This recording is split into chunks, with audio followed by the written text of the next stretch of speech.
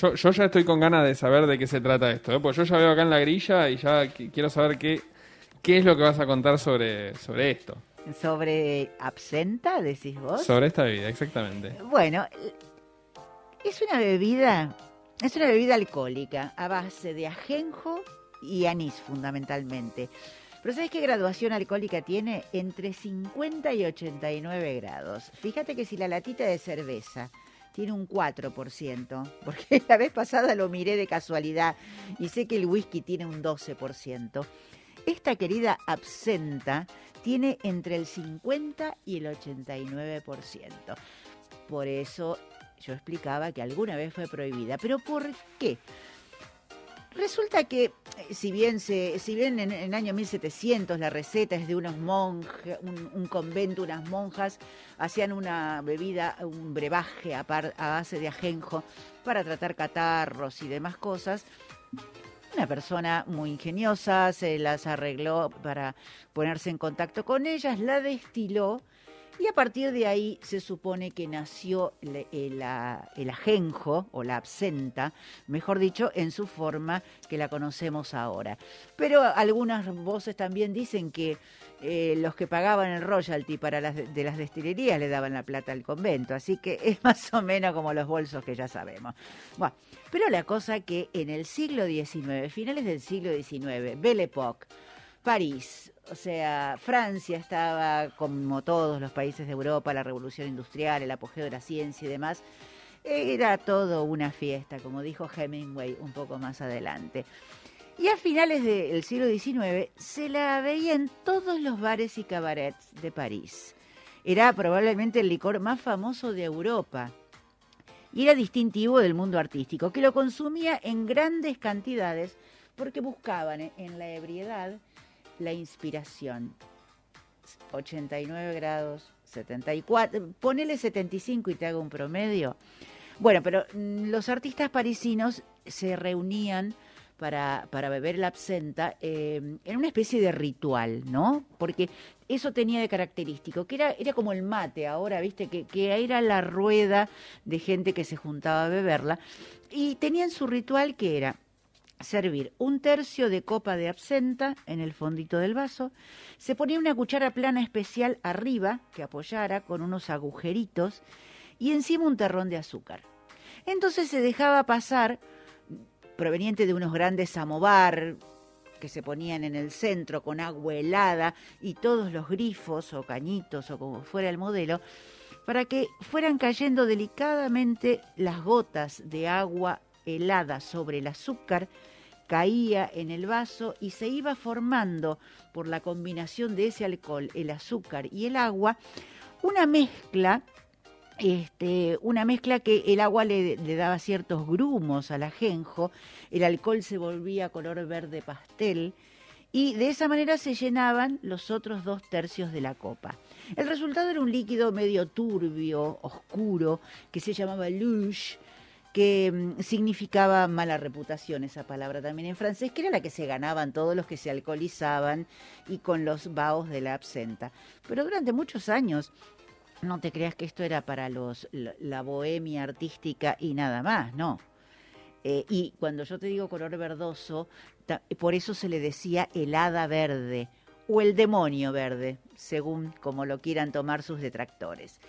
La cosa que para principios del 1900 ya se estaban produciendo más de 10 millones de litros al año en toda Europa.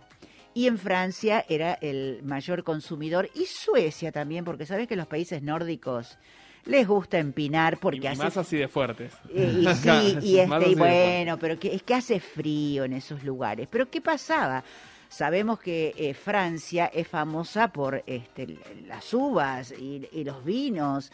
Entonces, empezó a decirse que la absenta producía locura, que sus componentes, esos yuyos que acompañaban al ajenjo y el anís, producían la locura en la gente.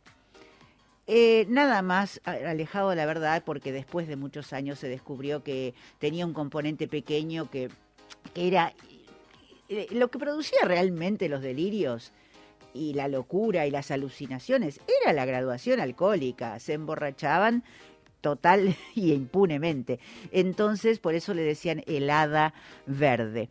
Y entonces, ¿qué pasó? Hubo una presión, primero por los productores de vino, y después la presión de los más conservadores, de la parte más conservadora de la sociedad, que no podía ver cómo Francia o cómo esa sociedad estaba cayendo en esos espectáculos tan bochornosos que daban los borrachos con los escándalos que hacían y los destruyendo todo. Bueno, es lo que uno se puede imaginar. Entonces, presionaron los viñateros por un lado, presionaron los conservadores por el otro, y se prohibió en Suecia en 1906. Y en 1911 en Francia, y se acopló Italia después al final, pero en otros países no, la siguieron tomando, pero Francia era algo especial. Personajes como, ya te estoy hablando un poquito más adelantado, el siglo, Picasso, Hemingway, Van Gogh, Delacroix y muchos otros generadores de movimientos artísticos, tenían sus reuniones de absenta y lo consideraban indispensable para la inspiración. ¿Y cómo será la fama que inspiró películas como El Drácula de Francis Ford Coppola? Hubo canciones como las de una tal Bárbara en el 1972, donde ella decía que Verlaine y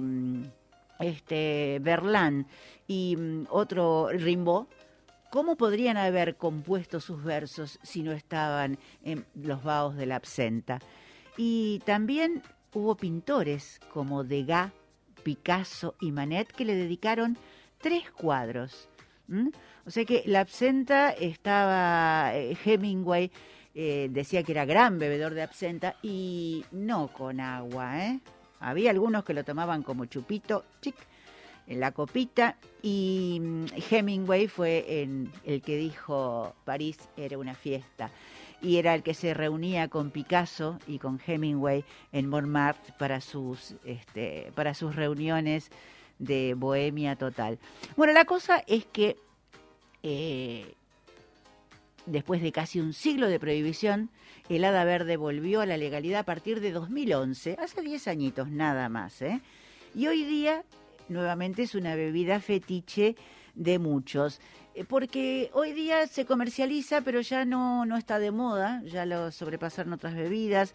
Hay en algunas partes de Alemania unos bidones con agua helada y los grifos, y allí están los terrones de azúcar a disposición, y esta bebida que ya viene en las botellas, si uno investiga un poquito buscando imágenes en internet, las botellas son de un líquido verde cristalino, que tienen una calavera en la parte exterior de la etiqueta indicando su peligrosidad en cuanto a la graduación alcohólica, y algunos tienen una hada, porque esa era la alucinación que reflejó Degas en su cuadro. Y se vende otra vez en Francia, en Alemania, en Italia, inclusive, pero sobre todo en cafés a la francesa. Porque, bueno, 100 años no fueron suficientes para que se abandone esta bebida tan particular. ¿Será rica? No sé, pero si tiene gusto a anís, no creo. Pero yo por las dudas no me le animo, 74% es mucho.